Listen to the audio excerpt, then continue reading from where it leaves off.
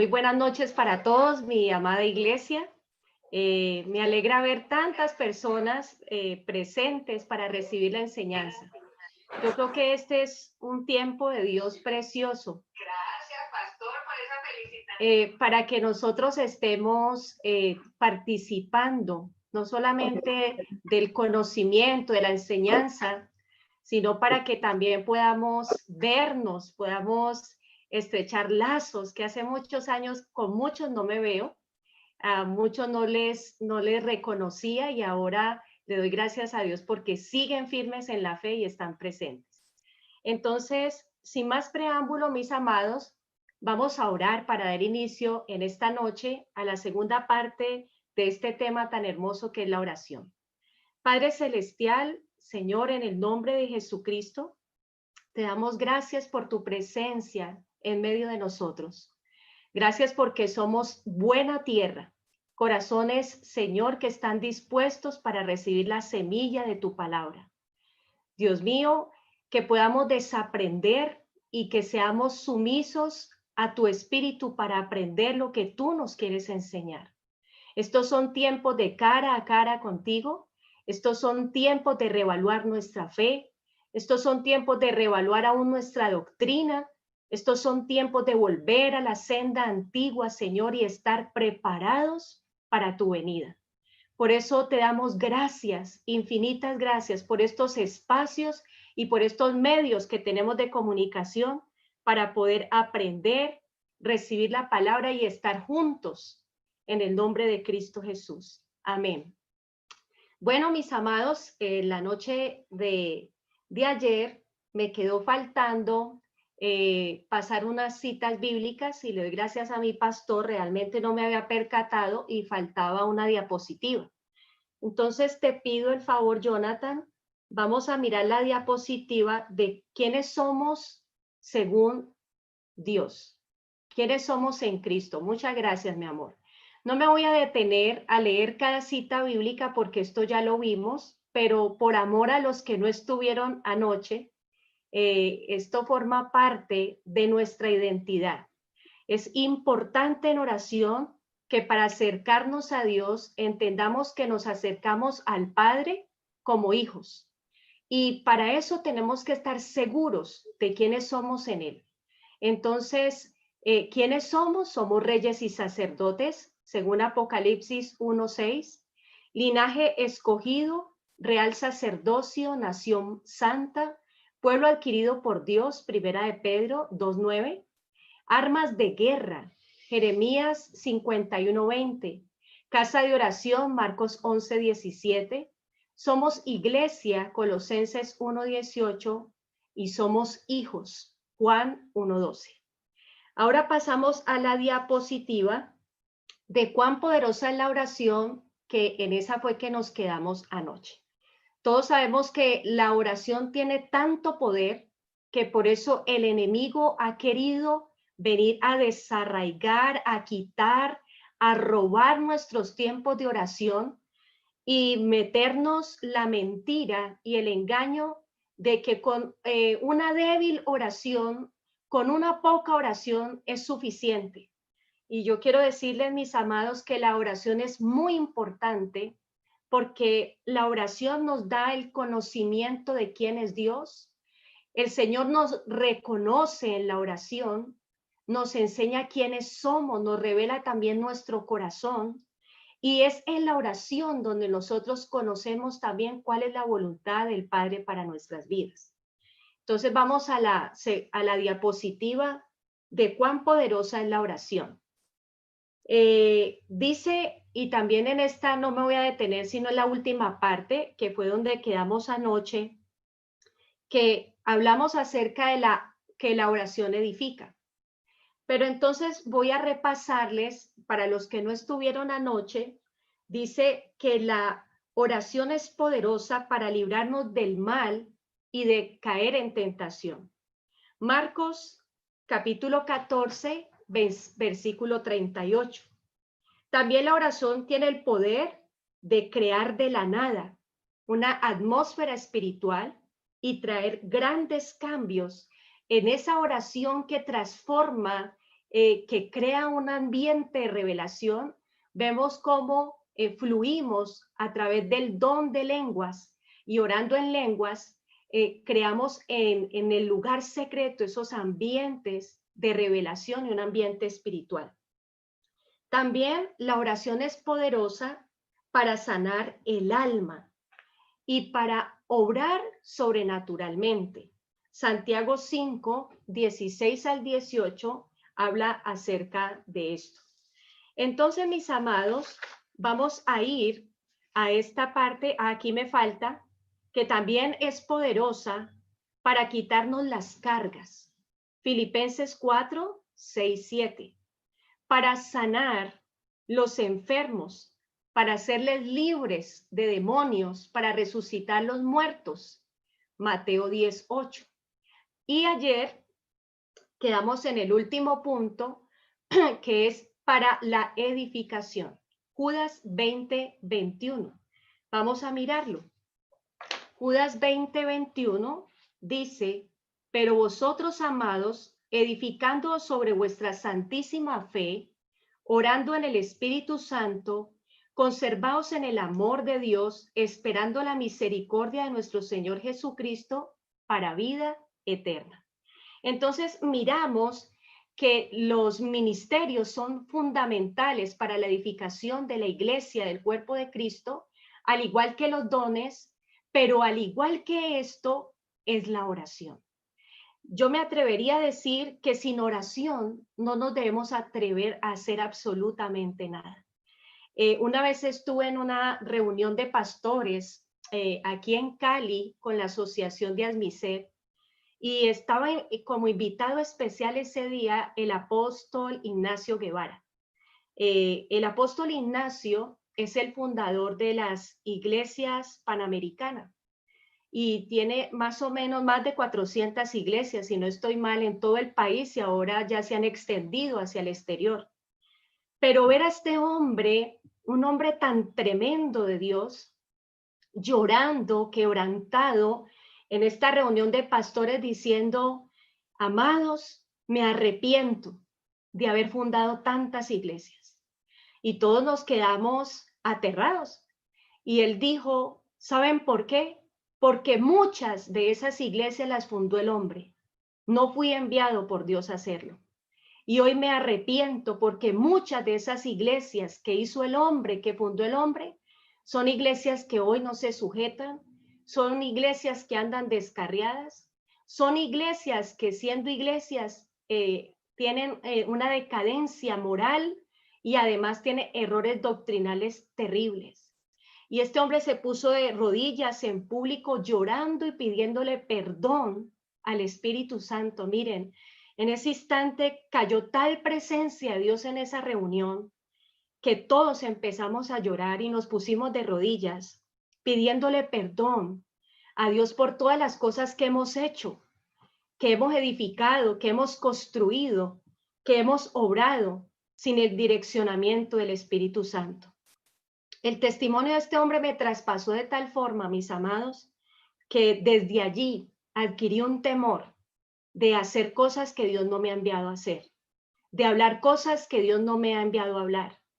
Y pienso que es una manera muy importante de cuidarnos en estos últimos tiempos, donde se están levantando tantas cosas que no son correctas, tanta falsedad, tanto engaño, y por eso pienso que es importante en este tiempo que más que escuchar hombres, amada iglesia, volvamos a la palabra del Señor, estudiemos la palabra del Señor. Entonces, vamos a proseguir y vamos a mirar ahí la siguiente diapositiva y vamos a mirar cómo el Espíritu Santo ha ataviado los oficios del apóstol, del profeta, del evangelista, del pastor y maestro, también para que ellos entren en clamores específicos con respecto a la iglesia. Yo pienso y hablo esta noche a los ministros de Dios que estamos mirando en esta noche esta palabra, y lo hablo para mí misma, y es que tenemos que velar porque podemos orar a través de nuestro llamado. cada uno con la función específica que Dios nos ha entregado, comenzar a clamar. La oración edifica a la iglesia. La iglesia en este tiempo necesita ser edificada aún en oración. Y muchos no están buscando el rostro de Dios. Miren, hablaba con un evangelista, me contaba mi esposo, un evangelista que tenía mucha fama, mucho renombre aquí en la ciudad de Cali. Y un día mi esposo se le acerca y le dice, bueno, hermano, dígame cuál es la clave de su ministerio. Usted tiene unas predicaciones tremendas. Y entonces llega y le dice, ay, le voy a dar la clave, pastor. La clave es un librito. Y le dio el nombre del librito, un librito antiguo de los años 1700 o 1800, yo ya ni recuerdo. Y le dijo, y se encuentra en una librería, de esas librerías antiguas, y allí yo encontré ese tesoro y de allí saco todas las predicaciones, pastor. Esa es la clave de mi predicación. Y para nosotros fue muy triste porque la clave no era la palabra, su inspiración no era la Biblia, su inspiración brotaba de un libro antiguo que nadie conoce y que por eso parece tan novedoso. Hoy no buscamos a Dios ni siquiera para un sermón, porque ya encontramos sermones hechos por YouTube, por Google, y estamos, miren, hay muchas cosas que el enemigo está haciendo para que evitemos ese lugar íntimo, para que dejemos de ir a comer, recuerden, ese lugar santo, ese aposento santo, para ir a buscar la presencia, para buscar los tesoros que tiene el Padre reservados para nosotros en estos tiempos, mi amada iglesia. Entonces, vamos a mirar el apóstol, ¿por qué debe orar? ¿Por qué cosas debe clamar un apóstol? Ora por las iglesias, en específico, por la iglesia del Señor. Ora por los ministros, porque el apóstol tiene la capacidad de tocar todos los demás ministerios, maestros, pastores, evangelistas y profetas. Él debe clamar porque los ministros estén caminando por donde deben caminar, sean veraces, permanezcan en la fe, sean cristocéntricos, sean bibliocéntricos. Y el apóstol también clama por la avanzada del reino. Clama por esto, mi amada iglesia. ¿Por qué cosas clama el profeta? El profeta ora para que las personas vengan a un arrepentimiento genuino, para que nazcan de nuevo.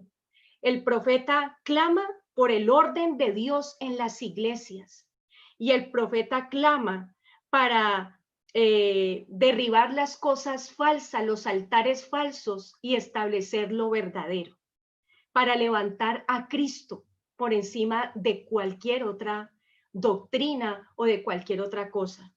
El evangelista ora por los perdidos para que se cumpla el número de los escogidos de Dios. El evangelista es aquel que derrama su corazón delante de Dios y que el Señor entregue las almas para salvación. Y la cuestión es que los evangelistas se volvieron pastores, muchos de ellos, y ya no hay quien clame por las almas, y ya no hay quien salga afuera. Y el Espíritu Santo tiene una premura, mi amada iglesia. Hemos estado viendo durante estas charlas de la noche todo esto de Apocalipsis, el gobierno mundial, sobre Babilonia y estas cosas, y estamos viendo que hay una premura del Espíritu preparando la iglesia, y para eso nos tiene a todos los que estamos en oficios y somos ministros del Espíritu. Tenemos que volver a nuestra labor y debemos hacerlo de rodillas, y si es posible en ayuno, orando, clamando, poniéndonos de común acuerdo con el Espíritu Santo. ¿Por qué cosas ora el pastor? El pastor ora por su rebaño. Y miren que hemos caído en algo de que creamos los grupos de intercesión de la iglesia, y los grupos de intercesión de las iglesias no son visitados por los pastores de la iglesia. Los grupos de intercesión de las iglesias están solo los intercesores, y cualquier cosa que tiene que ver con oración son los intercesores. Y yo quiero decirles, el pastor debe doblar rodilla por sus ovejas. clamar por las familias de la iglesia, de su iglesia. El pastor es aquel que también vela en oración no solo por el alma, sino porque el alimento que se está dando sea el propicio. El pastor ora para saber cuál es el tiempo de la purga de su rebaño, cuándo es el tiempo de quitarle la lana porque está pesada y no se pueden movilizar. El pastor está pendiente de ese cuidado en oración. Nosotros somos de pronto un poco celosos con nuestras ovejas en la iglesia. Yo a veces les digo, no estén oyendo tanta cosa, porque es que a veces se llenan de parásitos, escuchando lo que no tienen que escuchar, viendo lo que no tienen que ver. Y saben una cosa, el pastor que ama a su rebaño, vela por su rebaño. Y hemos perdido el amar y el velar por el rebaño. También el maestro, porque ora el maestro. El maestro ora por la sana doctrina, por la leche espiritual no adulterada. El maestro está velando por la sana doctrina, clamando que no nos desviemos, que todo lo que se enseñe sea conforme a lo que está escrito en la palabra. Entonces, cada uno de los oficios tenemos delante de Dios una gran responsabilidad en oración, mi amada iglesia. Vamos a pasar ahora a la diapositiva tipos de oración. En estos tipos de oración vamos a ver que lo coloqué así sencillito porque realmente no tiene, es muy claro el nombre de cada tipo de oración. Por ejemplo, las oraciones de petición. Vamos a Génesis capítulo 28, versículos 20 al 22. Génesis 28, 20 al 22. Y dice así: E hizo Jacob voto diciendo, si fuere Dios conmigo y me guardare en este viaje en que voy y me diere pan para comer y vestido para vestir, y si volviere en paz a casa de mi padre Jehová, será mi Dios. Y esta piedra que he puesto por señal será casa de Dios, y de todo lo que me dieres, el diezmo apartaré para ti. Esta es una petición que le hace Jacob al Señor, y aparte sella su petición con una promesa. Y aquí toco algo importante. Habemos muchos que cuando hacemos oraciones de petición prometemos cosas. Señor, si tú me dieras esto, entonces yo haré esto por ti. Señor, si tú me tienes en cuenta para tal cosa, entonces yo. Y saben una cosa, mis amados, la palabra de Dios dice es mejor que no prometas y que no cumplas. Y no que prometas y no cumplas, dice la palabra de Dios. Porque saben, eso puede acarrear juicio. Yo recuerdo una vez, pastoreamos una iglesia, no voy a decir ahora el nombre, pastoreamos una iglesia, y un hombre vino y nos prometió, nos dijo, si ayúdenme a orar, que me van a traer una herencia. Y cuando llegue esta herencia, yo les prometo que les voy a ayudar con mi diezmo para que hagamos algo tremendo en la iglesia. En ese tiempo el local de esa iglesia necesitaba muchos arreglos, no teníamos tampoco muchas sillas, era una iglesia pobre. Y resulta que aquel hombre, cuando le llegó la herencia, se le olvidó la promesa. Dijo, esto es mucho dinero para entregarlo. Hizo lo mismo de Jacob, prometió, pero ese sí no cumplió. Entonces, ¿qué hizo el hombre? Recuerdo mucho que eran 10 millones lo que tenía que dar de diezmo. Entonces resulta que hizo la plancha, una parte de la plancha de su casa. Y a la semana exacta, la plancha se le cayó. Saben, amados, a veces pensamos que las promesas que hacemos no tienen poder. No, Dios no las oye, Dios no las escucha. Y yo quiero decirte, Dios está atento a las peticiones, pero también está atento al cumplimiento de las promesas que le hacemos nosotros sus hijos. Vamos a al segundo tipo de oración, acciones de gracias. Y vamos al Salmo 75:1.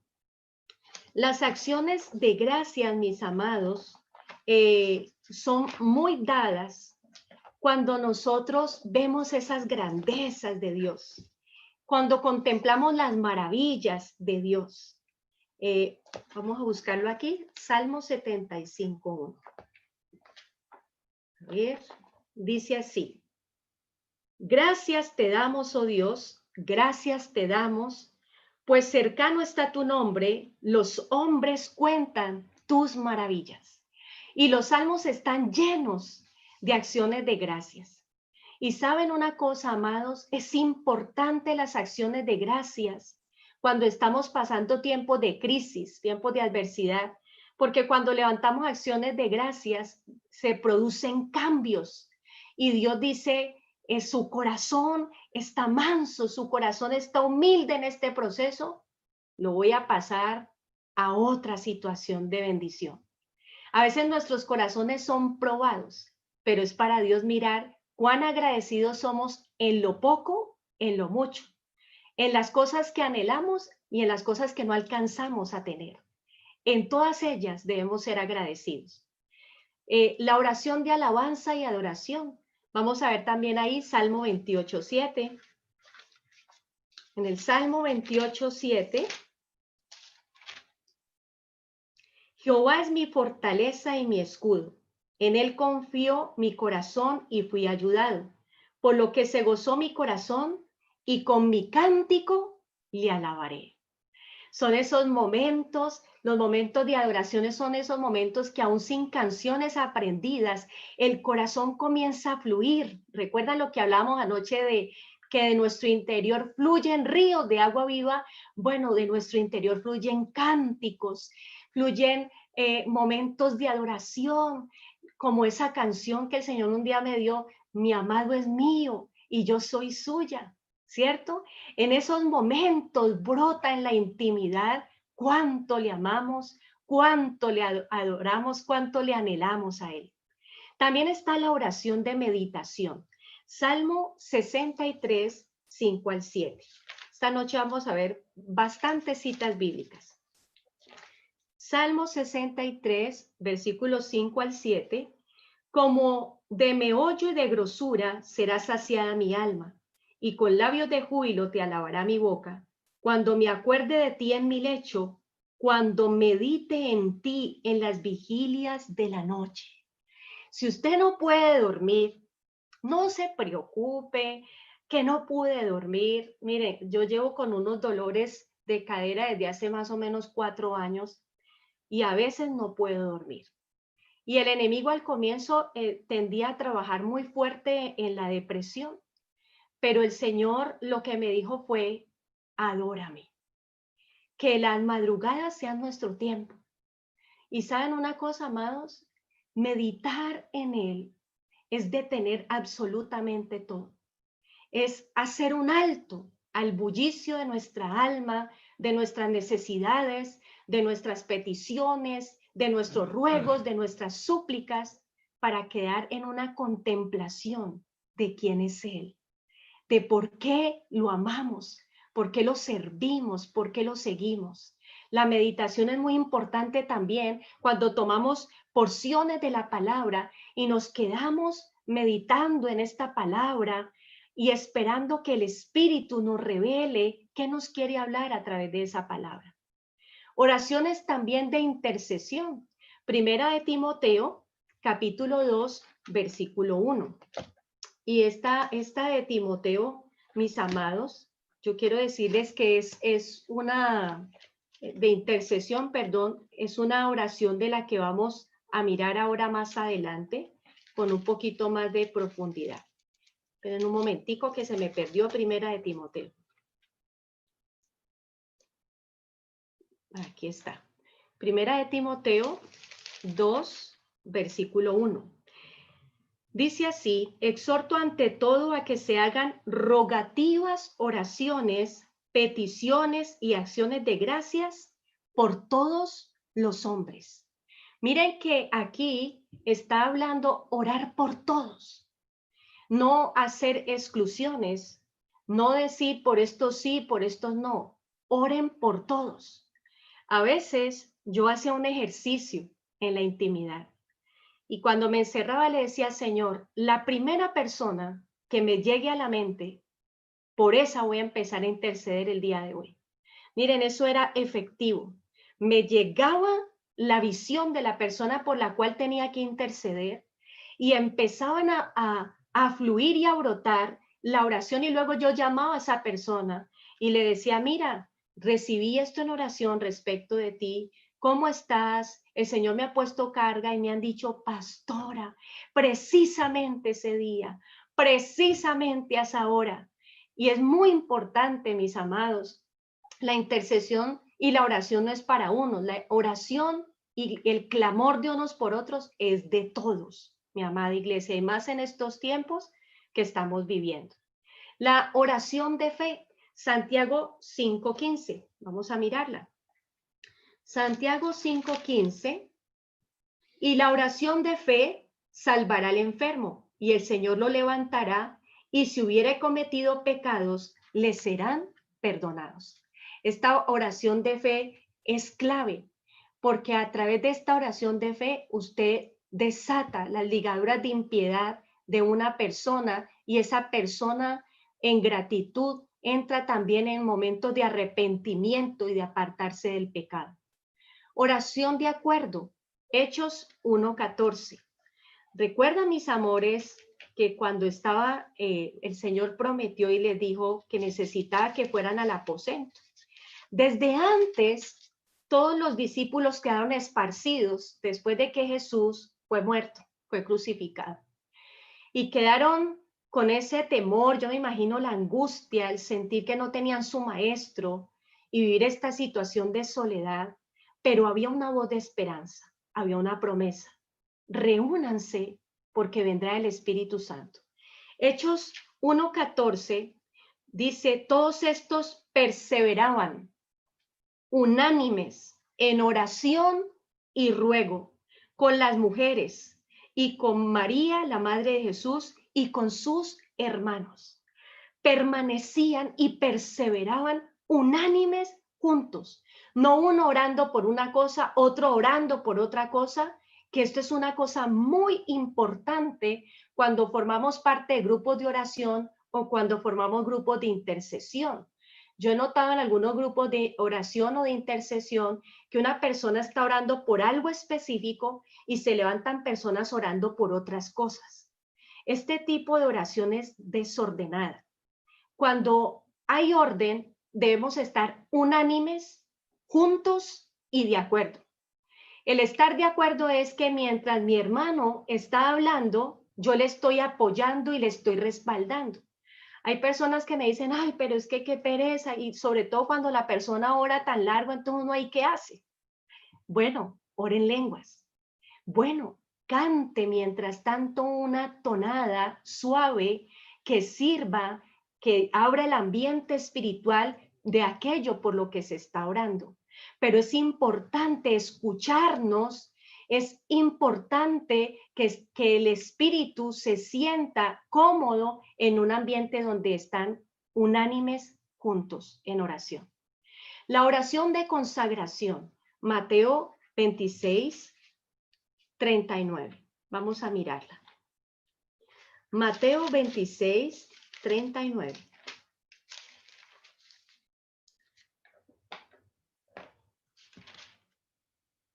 Dice así: yendo un poco adelante, se postró sobre su rostro, orando y diciendo, Padre mío, si es posible, pase de mí esta copa, pero no sea como yo quiero, sino como tú. Y en esta ya sabemos que no fue una sola vez a orar, fue 3 veces a clamarle a su papá si era posible que le apartara esa copa. Era una copa de dolor, era una copa de agonía, era una copa de amargura, era una hiel que le esperaba, padeciendo por su amada iglesia. Pero ¿saben algo? Esa fue su consagración. Cuando le dice, Señor, esto yo no lo quisiera hacer. Si fuera posible, quítalo de mí. Pero le dice, pero que no se haga mi voluntad, sino la tuya. Ahí tú estás consagrando tu vida para el cumplimiento del plan y el propósito divino a través de ti. Entonces, muchas veces, me atrevo a decir que el 99.9%, la voluntad de Dios es contraria a lo que nosotros queremos. Pero esa oración de consagración, donde usted le hace una petición a papá, diciéndole, Señor, no quisiera caminar esta milla más en este matrimonio. Yo sé que en este tiempo de pandemia, el estar en la misma casa ha hecho que broten muchas diferencias entre las parejas, pero no tengan temor. Dios está limpiando, Dios está sanando, Dios está dando una oportunidad a los matrimonios en este tiempo. Y oramos lo que no nos conviene. Pero saben, en esta oración de consagración, cuando usted no quiere, pero al mismo tiempo quiere hacer la voluntad de Dios, entonces ese amor que constriñe del Padre se levanta dentro de ti para que sea fácil hacer lo que no quieres hacer. Vamos a mirar también la oración en el espíritu del hombre. Primera de Corintios capítulo 14, versículos 14 al 16. Primera de Corintios 14, 14 al 16. Porque si yo oro en lengua desconocida, mi espíritu ora, pero mi entendimiento queda sin fruto.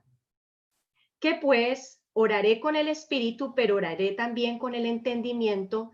Cantaré con el espíritu, pero cantaré también con el entendimiento.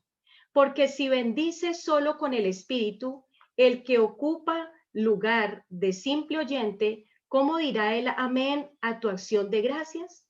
Pues no sabe lo que ha dicho. Entonces es importante, yo no puedo decir que no es importante esa oración en lenguas, esa oración en el espíritu en lenguas, pero es muy importante orar con el conocimiento, sobre todo cuando se está en reuniones grupales. Ahora, la oración de perdón.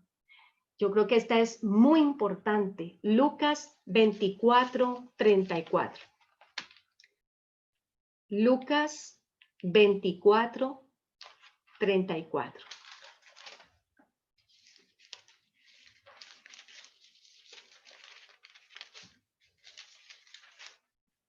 Y dice, ¿qué decían? Ha resucitado el Señor verdaderamente y ha aparecido. A esto no tiene nada que ver. Yo creo que yo me equivoqué de cita bíblica. Lucas 24, 34, esta no es. Bueno, se las quedo debiendo. Ahí yo les voy a corregir. Pero esta oración de perdón tiene que ver con la misma que habla acerca de que vaya y si tiene algo contra su hermano, pídale perdón y luego oren para que sean sanados. La oración de perdón, cuando la persona no hace la oración de perdón, que es ir, hablar y ponerse a cuentas, pasa algo muy tremendo, mis amados, y es que se presta para murmuraciones. Eso lo comentábamos ayer. También hubo una oración de perdón muy corta, pero muy efectiva. Cuando Jesús estaba en la cruz del Calvario y dice, Padre, perdónalos, porque no saben lo que hacen. Y saben, amados, esa es la oración que deberíamos de hacer cuando alguien nos ofende.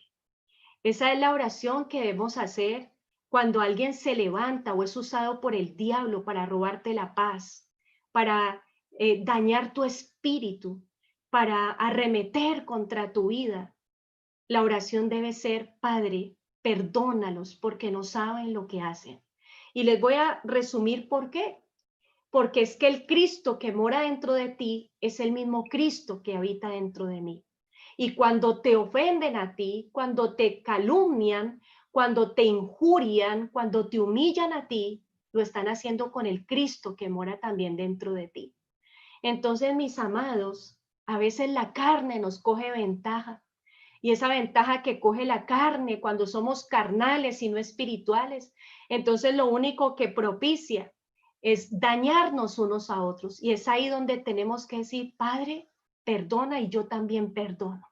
Es importante que perdonemos como lo dice la palabra del Señor. Entonces, estos son los tipos de oración. Y ahora nos vamos a la siguiente diapositiva.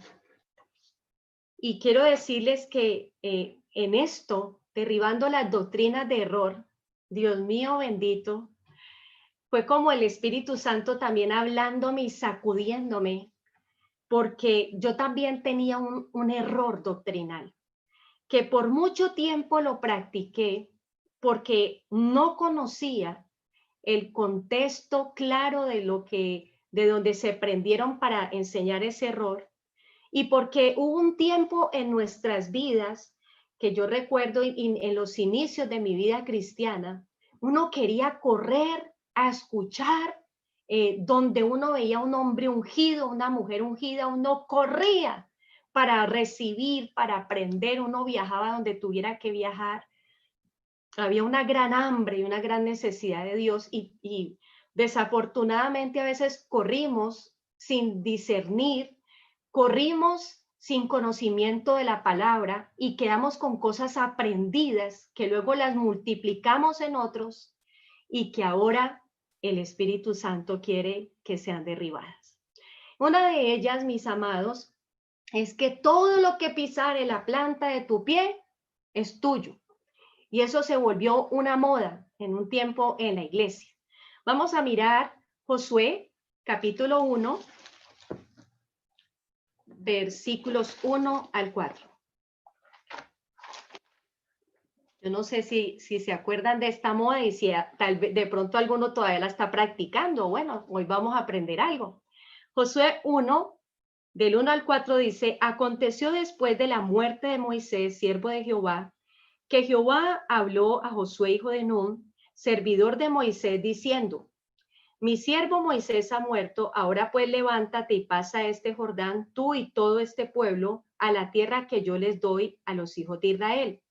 Yo os he entregado, como lo había dicho a Moisés, todo lugar que pisare la planta de vuestro pie, desde el desierto y el Líbano hasta el gran río Éufrates, toda la tierra de los heteos, hasta el gran mar donde se pone el sol, será vuestro territorio. Y resulta que vino esta doctrina y se metió y se introdujo de tal forma, y sobre todo se introdujo en los movimientos de intercesión, movimientos proféticos, y entonces de ahí cogieron que todo lo que pise la planta de su pie será vuestro. Y yo recuerdo que pisaban carros y decían: este carro es mío, esta casa es mía, y mi esposo y yo caímos en la misma corriente. Y recuerdo que en ese tiempo el local de Jesucristo Vive Hoy quedaba por la avenida Séptima de Cali, en un tercer piso. Entonces un día mi pastor Roosevelt dijo: bueno, China, necesito que nos ayude a orar porque necesitamos el local del segundo piso, porque necesitamos que los niños tengan salones, necesitamos una oficina para la iglesia. Y le dije: claro, pastor, vamos a orar. Y entonces desocuparon el local del segundo piso, recuerdo mucho.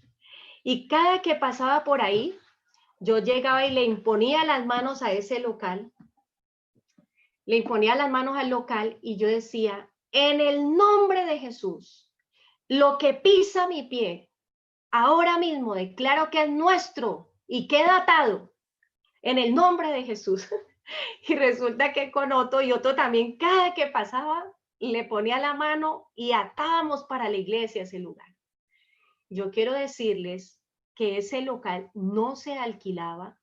La iglesia no tuvo el dinero con qué alquilar en ese tiempo ese local. Y había pasado un año y el local no se alquilaba. Y el Espíritu Santo fue tan bello y tan hermoso porque Él es el que nos enseña. Y entonces nos dice el Espíritu: es su culpa, porque ustedes lo ataron para la iglesia y la iglesia no lo necesita. Tienen que liberar el local para que los dueños puedan alquilarlo. Y no les miento, aquí tengo a mi esposo al lado. A la semana el local se alquiló.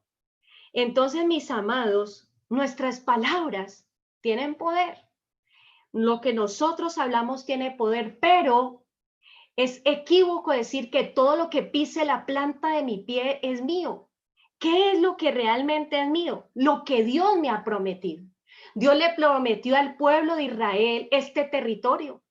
Y ¿saben una cosa, mis amados? Este territorio le fue entregado. al pueblo de Israel, porque fue prometido por Dios, fue hablado, fue pronunciado por Dios. Entonces yo no puedo estar tomando en posesión lo que Dios no me ha prometido, lo que Dios no me ha entregado. Yo me acuerdo que hasta le colocaban el pie a las camionetas bonitas, a las casas bonitas. Y quiero decirles, eso es un error doctrinal y eso tiene que desaparecer de la forma en que estamos orando, porque esa es una forma de orar sin el Espíritu. Y recuerden que después de la venida del Espíritu, toda oración es dirigida y guiada por Él. También encontramos la oración de atar y desatar.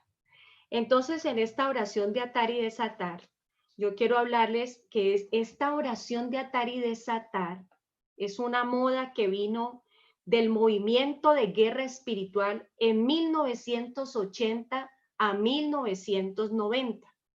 Y esta moda, ¿qué fue lo que hizo? Atar al demonio. Y yo me acuerdo y todavía nosotros lo practicamos hasta hace poco, hasta que nos llegó este conocimiento, que ahorita les voy a hablar de qué nos estuvo hablando Dios. Y es que recuerdo que nosotros vivíamos en la parte de abajo de Teleunidad y resulta que venía un grupo en la mañana y ataba demonios y daban los nombres de esos demonios el grupo de la mañana. Luego llegaba el grupo del mediodía y ataban los demonios, los mismos de la mañana los ataban a mediodía. Y luego llegaba el grupo de la noche y los demonios que ataban los de la mañana y los del mediodía volvían y los ataban en la noche. Y a mí esto me empezó a crear que, ¿cómo así es? Yo le decía a Otto, ¿será que es que los demonios tienen tanta fuerza espiritual que se desatan tan fácilmente y vuelven y cogen fuerza? Y ¿saben algo, mis amados? Buscando bíblicamente, no hay una sola palabra dada por Cristo, que fue el que enseñó la liberación, que los demonios se atan. Jesús simplemente echaba fuera los demonios. Incluso cuando nos da el mandamiento, dice, id a ser libres, echen fuera los demonios. Y saben, mis amados, nosotros cogimos entonces esa corriente que vino de este movimiento de guerra espiritual que incluso fue motivado por muchos profetas, y esto se volvió una doctrina, una enseñanza para aquellos que practicamos la intercesión, la profecía, la guerra espiritual, y esto no tiene realmente piso bíblico. Vamos a mirar Mateo capítulo 16, versículos 18 y 19. Mateo 16, 18 y 19. Y yo también te digo que tú eres Pedro, y sobre esta roca edificaré mi iglesia, y las puertas del Hades no prevalecerán contra ella. Y dice, y a ti te daré las llaves del reino de los cielos, y todo lo que atares en la tierra será atado en los cielos, y todo lo que desatares en la tierra será desatado en los cielos. Esta fue la porción bíblica que este movimiento cogió para introducir esta doctrina. Entonces vamos a mirar y vamos a desglosar, mirando todo el texto bíblico de lo que Dios quiere expresar con esto. Dice entonces que las llaves de Pedro son un símbolo de poder delegado que Dios le ha dado a Pedro para abrir y cerrar. Y hace referencia, según estudios teológicos, a 3 etapas que tuvo el Pentecostés. La primera de ellas la vamos a encontrar en Hechos capítulo 2, vamos a mirarlo. Hechos capítulo 2, versículos 14 al 40.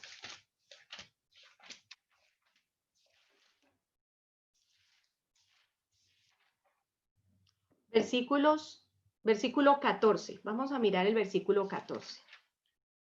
Dice, entonces Pedro, poniéndose en pie con los 11, alzó la voz y les habló diciendo, varones judíos y todos los que habitáis en Jerusalén, esto sea notorio y oíd mis palabras. En el versículo 40 y 41 del mismo capítulo, Y con otras muchas palabras testificaba y les exhortaba diciendo, sed salvos de esta perversa generación. Así que los que recibieron su palabra fueron bautizados y se añadieron aquel día como 3,000 personas. 3,000 judíos encontraron su Mesías. Y esto es lo que se denomina la iglesia hebreo-cristiana. Luego, la segunda llave, que dice que le llevó el evangelio a los samaritanos. Y vamos más adelante en Hechos capítulo 8. Hechos capítulo 8, versículos 14 al 17. Cuando los apóstoles que estaban en Jerusalén oyeron que Samaria había recibido la palabra de Dios, enviaron allá a Pedro y a Juan. Dice, los cuales, habiendo venido, oraron por ellos para que recibiesen al Espíritu Santo, porque aún no había descendido sobre ninguno de ellos, sino que solamente habían sido bautizados en el nombre de Jesús. Entonces les imponían las manos y recibían al Espíritu Santo, los samaritanos. Y la tercera, le abre el reino de los cielos a los gentiles. Hechos 10, ahí mismo, 44 al 46. Hechos 10, 44 al 46. Miren lo que dice.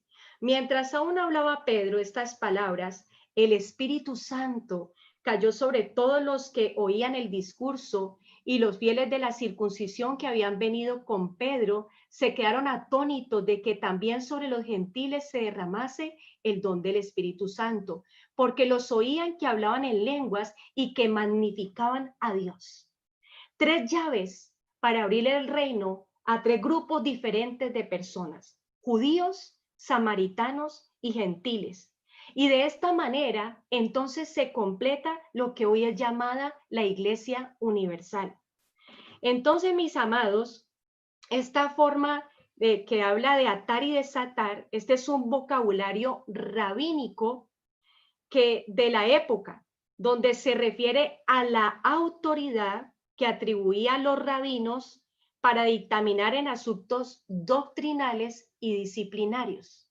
Atar y desatar no era para atar al demonio. Vamos a mirar para qué era utilizado. En Mateo 18, por eso es importante mirar muchas veces el significado que tiene en la parte hebrea, en la parte de lo que querían hablar en el contexto judío. Mateo 18, 15 al 20. Vamos a mirarlo acá.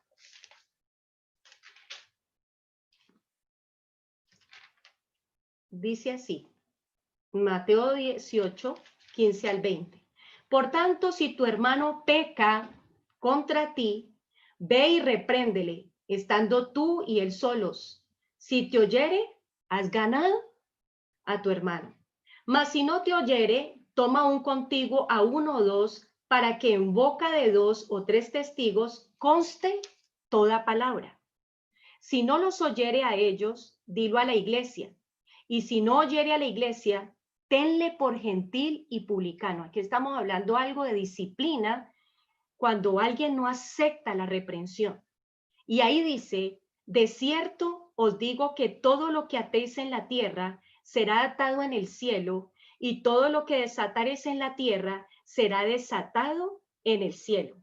Entonces, ¿se tiene el poder para desatar a los pecadores o para declarar en pecado a los que rechazan el poder del Espíritu Santo? Nos va a quedar mucho más claro en la cita que aparece de Juan, capítulo 20, versículo 23. Vamos a mirarlo. Juan 20, 23.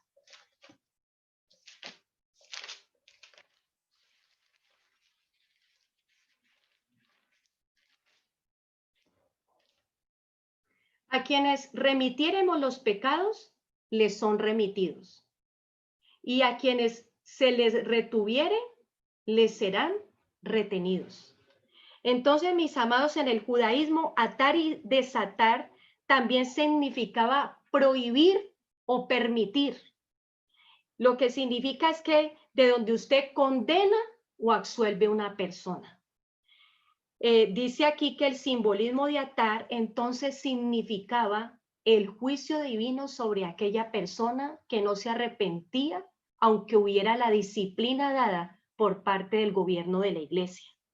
En otras palabras, Jesús entonces le está diciendo a Pedro, yo te he usado como el fundamento para mi iglesia y te daré autoridad para que prohíbas a los miembros de la iglesia lo que es prohibido en los cielos y para que le permitas a los miembros de la iglesia lo que es permitido en los cielos. Jesús está hablando de disciplina.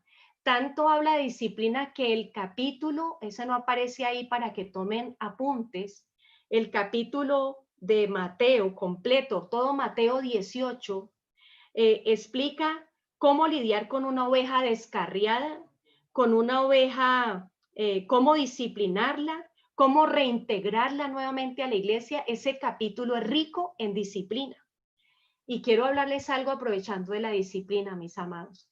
Un día me llega una chica de una iglesia X y me dice, pastora, yo ando en una frialdad espiritual terrible, no sé qué hacer con mi vida, soy cristiana desde que era niña, formaba parte de un grupo de danza, pero la líder de la danza me colocó en una disciplina y pasaron 5 años de esa disciplina, nunca oraron por mí, nunca me enseñaron, nunca me corrigieron, nunca me dijeron qué hacer ni qué no hacer, sencillamente me dejaron quieta. Y yo quiero decirte que cuando tú haces eso, nosotros lo llamamos disciplina, pero los judíos lo llaman atar. Cuando usted ata a una persona porque ha cometido una falta, es lo mismo que nosotros llamamos disciplina. Cuando una persona está atada, queda imposibilitada. No puede seguir ejerciendo, no puede seguir haciendo lo que antes hacía. Entonces, usted no puede, cuando coloca a una persona en disciplina, dejarla imposibilitada, porque aún un brazo cuando se fractura, usted lo enyesa, lo deja quieto, pero si usted no le vuelve a dar movimiento a ese brazo, posiblemente ese brazo se seca y pierde la movilidad. Y eso fue lo que pasó con esa niña. Cuando esa niña vino, me dijo, estoy tan seca que no creo ni en Cristo. Y en este momento ella no volvió más a buscarme, pero yo no dejo de orar por ella, porque yo digo, Dios, nosotros los ministros podemos causar muchísimo daño por falta de conocimiento, por ignorar las escrituras. Entonces, miren, mis amados, aquí miramos entonces que con respecto al diablo, entonces muchos dirán, bueno, y entonces, ¿qué le pasa al diablo? ¿Cómo es la cosa con el diablo? Bueno, aclaramos que con el diablo no, al diablo no se le ata. Esa capacidad le fue dada a Dios directamente. Pero ¿saben una cosa? El diablo se echa fuera. Si ustedes miran cuando aparece el pasaje del endemoniado gadareno, entonces los mismos demonios dicen, si nos vas a echar fuera, permítenos que vayamos a ese hato de cerdos. Entonces, usted no tiene que caer en eso, y yo me reía con Otto hablando sobre esto, porque yo decía, nosotros que decíamos, te ato, te ligo, te imposibilito, te amordazo, no te dejo hablar, mejor dicho, hacíamos una pelea cuerpo a cuerpo, que Dios no nos llamó a hacer peleas cuerpo a cuerpo con los demonios. Sencillamente, dé la orden, fuera. Y se tiene que ir. Por eso era que uno después de administraciones de liberación uno quedaba agotado, porque la batalla, hacíamos una batalla que no habíamos sido llamados a hacer. ¿Por dónde aprendimos eso? Pues en las famosas enseñanzas de guerra espiritual, que no tenían nada que ver con la palabra. La palabra dice, den la orden. Les he dado autoridad sobre principados, sobre potestades. Les he dado autoridad para echar fuera. Y saben, para hollar serpientes y escorpiones, les he dado autoridad. Entonces, si usted tiene su identidad firme de quién es usted en el Señor. Miren, una vez estaban por ahí unos liberando, no recuerdo la cita bíblica exacta, estaban unos liberando y los demonios les dijeron, nosotros sabemos quién es Cristo, pero nosotros no sabemos quiénes son ustedes, y los cogieron a golpes. Y saben, el diablo sabe quién es usted cuando usted sabe quién es usted en Dios también. Ahí tenemos autoridad, tenemos identidad y podemos cumplir el mandato. Entonces, con respecto al diablo se le dio la capacidad de atar. Entonces, recuerden, mis amados, que a él le fue dado los reinos de este mundo. Y por eso cuando le presenta la tentación al Señor Jesús en el desierto, le dice, todo esto te daré, a mí me fueron dados todos los reinos y todo esto te daré si postrado me adoras. Y saben una cosa, amados, tener ese poder y esa autoridad que le fue dada, que le fue entregada, ¿con quiénes tiene esa autoridad? La tiene con aquellos que son llamados hijos de Satanás, pero también la tiene con aquellos que practican el pecado. En Romanos capítulo 8, versículo 1, dice que no hay condenación para los que están en Cristo, pero, esperen un momentico, la buscamos porque no quiero quitarle. Hay para los que están en Cristo de Cristo. No. Vamos a mirar Romanos capítulo 8, vamos a buscarlo. Aquí. Capítulo 8, versículo 1 dice, ahora pues ninguna condenación hay para los que están en Cristo Jesús, los que no andan conforme a la carne, sino conforme al Espíritu. Ahí hay una condición. Y resulta que andar conforme a la carne es practicar el pecado. Y cuando usted ceda a practicar el pecado, usted le cede territorio al enemigo para que el enemigo tenga derechos sobre su vida. ¿Y cómo te ata? El diablo te puede atar con enfermedades.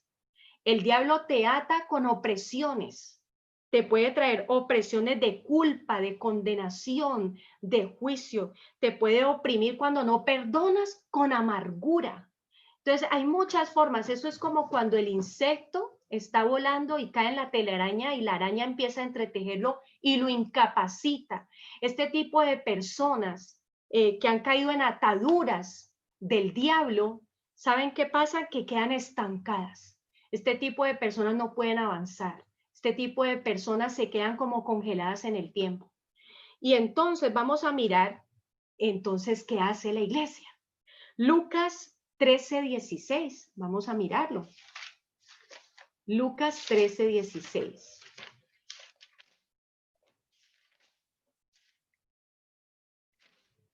Dice así, y a esta hija de Abraham que Satanás había atado 18 años, no se le debía desatar de esta ligadura en el día de reposo.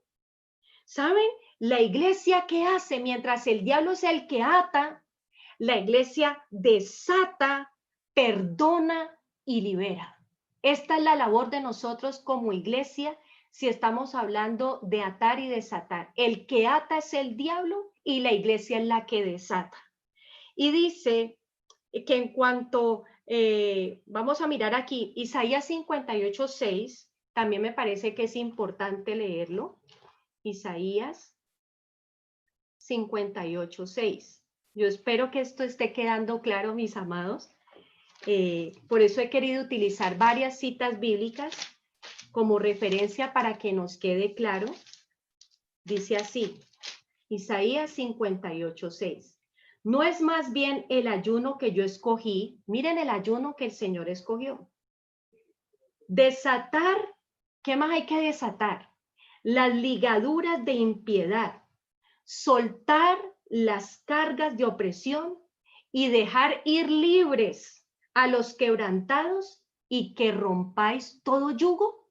Aquí está muy claro lo que Dios nos dejó definido qué hacer con el poder y la autoridad que nos ha dado sobre el enemigo. Nosotros no podemos ignorar las maquinaciones del diablo. Ahora nos vamos entonces con la oración, con los decretos y las declaraciones. Estos decretos y declaraciones, mis amados, ¿de dónde surgieron? No sé si yo terminé aquí de dar todo. Perdón un momentico, yo reviso. Sí. Vamos a mirar los decretos y las declaraciones. Estos decretos y declaraciones, bueno, ¿de dónde vinieron?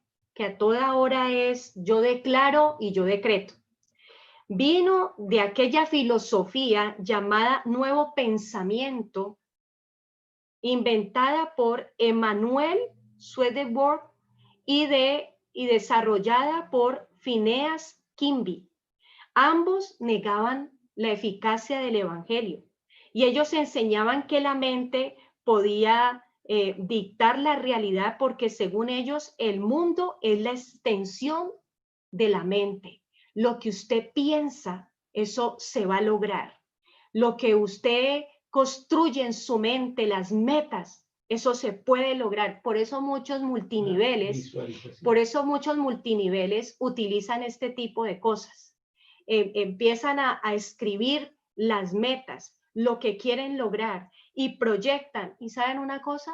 Esto es peligrosísimo, porque esto se estaba introduciendo dentro de la iglesia y muchas veces lo que usted planea, lo que usted proyecta, las metas que usted se coloque no son lo que Dios tiene preparado para su vida ni lo que Dios quiere con usted. Entonces nunca podemos reemplazar, nunca podemos hacer declaraciones ni decretos que no provengan de las mismas escrituras.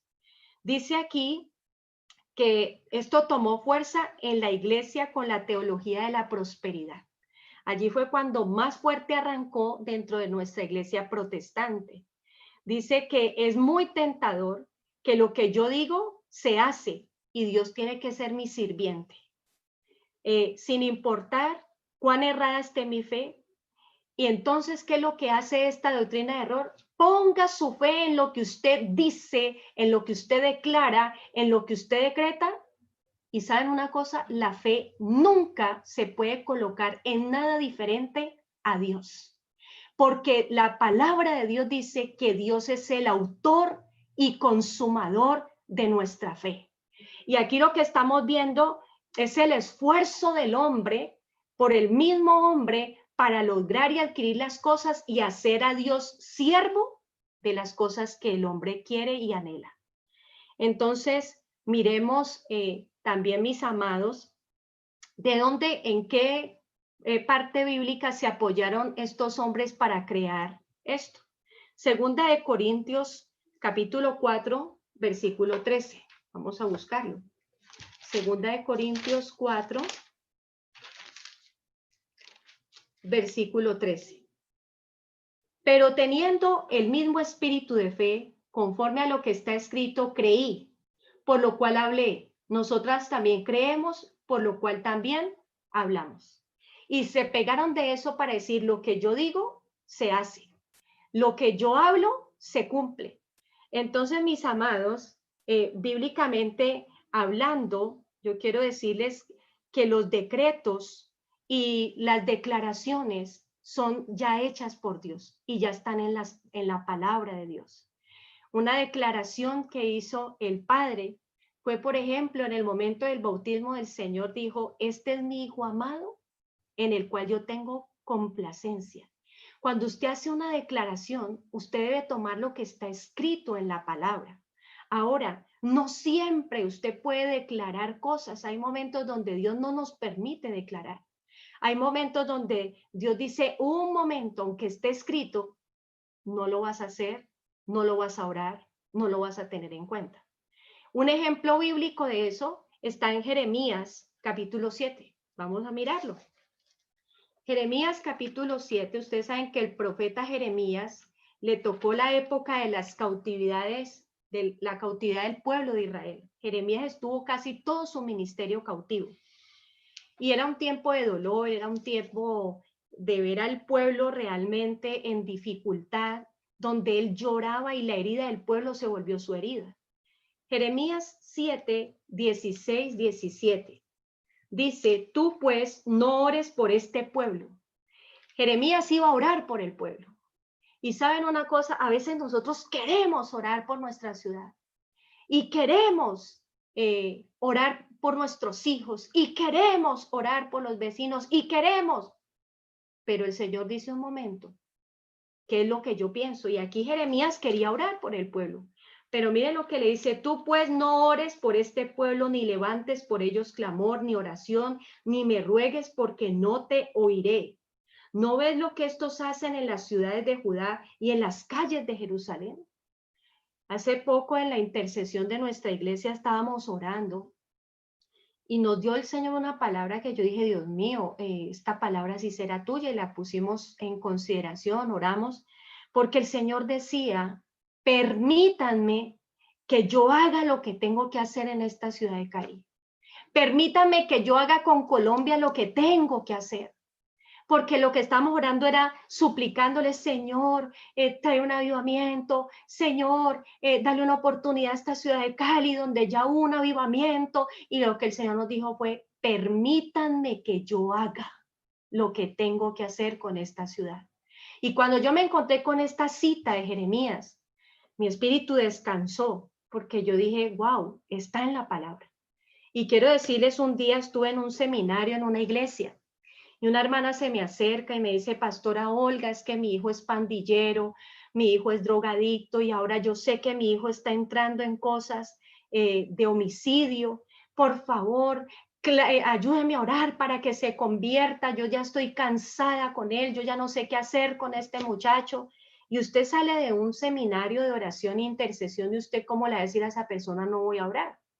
Y yo le iba a poner la mano, inmediatamente yo iba a orar, y me dice el Espíritu Santo, no vas a orar. ¿Y cómo le decía yo a esta mujer? El Espíritu Santo me está diciendo que no ore por usted. Entonces, en esos momentos es cuando yo les decía a algunos de la Iglesia Jesucristo de hoy en Cali, el baño es el mejor lugar para uno correr y buscar la presencia del Espíritu. Y yo le dije, un momentico, hermana, voy al baño y ya ven. Y le pregunté en el baño, Señor, ¿por qué no debo orar por este hombre? Y lo que el Señor me dijo fue, porque ella no tiene el corazón correcto. A ella no le importa el alma de su hijo. A ella lo que le importa es no lidiar más con él. Ella ni siquiera ama a su hijo. Y eso es lo que le vas a decir. Y cuando yo salí del baño le dije esto a esta mujer, y empezó a llorar y me dijo, es cierto, pastora. Y le dije, vaya usted y ore y póngase a cuentas con Dios. Entonces, mis amados, sí, podemos, entonces la pregunta es, ¿podemos decretar? ¿Podemos declarar? Claro que sí, pero los decretos y las declaraciones que están en la palabra, dadas por el Espíritu Santo y dirigidas por el Espíritu Santo en el momento oportuno. Vamos para la siguiente diapositiva y vamos a mirar, ahora vamos a pasar a la oración del clamor. El clamor, como ustedes ven en esta foto que me pareció tan bella, es un grito de auxilio. Es el reconocimiento de que hay alguien que te puede dar la mano en el momento en que tú más lo necesitas. Entonces el clamor no surge en cualquier momento. El clamor sale del alma, movida por el espíritu, en una gran necesidad, en una gran agonía, en una gran desesperación. Entonces, vamos a mirar en la otra diapositiva el significado de clamor. Clamor significa gritar, invocar, significa llamada de auxilio bajo el reconocimiento que solo Dios puede salvar, librar, sanar y hacer justicia. No había visto que ya son las 10:20. Quiero terminar entonces esto del clamor diciéndoles, contándoles un testimonio corto acerca de Juan Diego, mi nieto, perdón, el hijo menor de Samuel, mi hijo mayor. Juan Diego nació con un problema que solamente es el único caso a nivel de Colombia y a nivel de toda la tierra, puedo decirlo así, de todas las naciones. Solo hay 32 casos, pero aún el caso de él era único porque su vena aorta nació bifurcada y resulta que la bifurcación irrigaba el brazo derecho y en la otra parte de la vena aorta irrigaba el resto del cuerpo. Esta bifurcación enredó la tráquea, por lo tanto el niño, siendo un bebé, no podía comer, no respiraba bien, tenía muchas dificultades, lloraba demasiado. Y entonces un día él fue al médico aquí en la clínica en Banaco y le dijeron, el niño tiene esta problemática, esto nunca se había visto en Colombia, pero eso fue más o menos hace 7 años, 8 años. Y le dijeron a mi hijo, la operación vale 140 millones de pesos. Nosotros no teníamos realmente de dónde sacar el dinero. La cuestión era que si el niño no se operaba, moría. Y entonces aquí fue donde conocimos el verdadero significado de lo que es clamar. Nos pusimos postrados. ¿Cómo se clama? Se puede clamar llorando, gritando, gimiendo, suplicando, de rodillas, acostado boca abajo. Y saben una cosa, amados, en este clamor, el clamor fue tan oído por Dios y fue tan bello nuestro Señor al oír el clamor, que el médico, el director de la clínica en Banaco llevó el caso, por ser un caso único, lo llevó a Alemania. Y en Alemania dijeron, nosotros pagamos cirugía, nosotros pagamos los médicos, las enfermeras, pagamos todo lo que se necesita. Y díganle al padre del niño que si nos permite filmar la cirugía. Si nos lo permite hacer, entonces nosotros cargamos con todos los gastos y el niño también va a salir en una revista médica en Alemania. Lógicamente dijimos, esta es la respuesta de Dios. Muchos hermanos en Colombia están ayudándonos a orar por esta situación. Y quiero decirle, mis amados, que fue algo tan hermoso, fue tan glorioso que fue operado y la cirugía duraba 8 horas. Pero a la hora me llama mi hijo y me dice, madre, quiero decirte que ya salió la cirugía y yo pensé que el niño había muerto porque de 8 horas a 1 hora y yo le dije, ¿y qué pasó? Y me dijo, madre, en esa cirugía de 8 horas habían dicho que la parte que irrigaba el brazo derecho, tal vez el brazo tenía que ser amputado porque el brazo no se podía quedar sin circulación sanguínea 8 horas. Encontraron un pulmón colapsado, los bronquios colapsados, la tráquea deformada. Entonces había un traqueólogo también, creo que se dice así. El caso fue que hubo un milagro. Cuando hicieron el corte para separar, fue tan fácil que escucharon una explosión. Y cuando miraron a las cámaras, lo que estaba ocurriendo era que en el momento en que hicieron el corte, entró aire al pulmón y el pulmón hizo así, ¡pum! Y cuando hizo así, comenzó a funcionar, se enderezó sola la tráquea y también funcionaron sus bronquios y sus alveolos. Y lo que era una operación de 8 horas, se convirtió en 1 hora. Yo quiero cerrar con esto diciéndoles, Dios escucha nuestros clamores. Dios es suficiente, Dios es bueno y misericordioso. Y vamos a orar antes de entregarle a mi pastor Roosevelt. Padre, en esta noche, gracias, Señor. Gracias por todo lo que nos enseñas, porque tú nos llevas a toda verdad y a todo conocimiento. Gracias, papá hermoso, porque tú eres suficiente y porque a través de tu Espíritu Santo, Señor, nos revelas las cosas que nos son ocultas y aún nos enseñas lo que tenemos que aprender y también lo que debemos desaprender para hacer las cosas conforme a lo que está escrito en tu palabra. Hoy, Señor, me pongo de acuerdo con todos los oyentes, con todos mis hermanos, para levantar esos clamores delante de ti. Solo tú conoces lo que cada uno, Señor, necesita en esta noche. Solo tú conoces, Señor, la necesidad de cada corazón, el milagro por el cual están gritando y suplicando en este momento. Señor, escucha y sé propicio al clamor de tu pueblo. Sé propicio al clamor de las iglesias. Sé propicio al clamor de los ministros. Sé propicio al clamor de las iglesias en las diferentes ciudades, en nuestra nación Colombia, Señor. Sé propicio porque te necesitamos, porque sabemos que solo tú nos libras y solo tú nos salvas y solo tú extiendes la mano para traer tu bendición.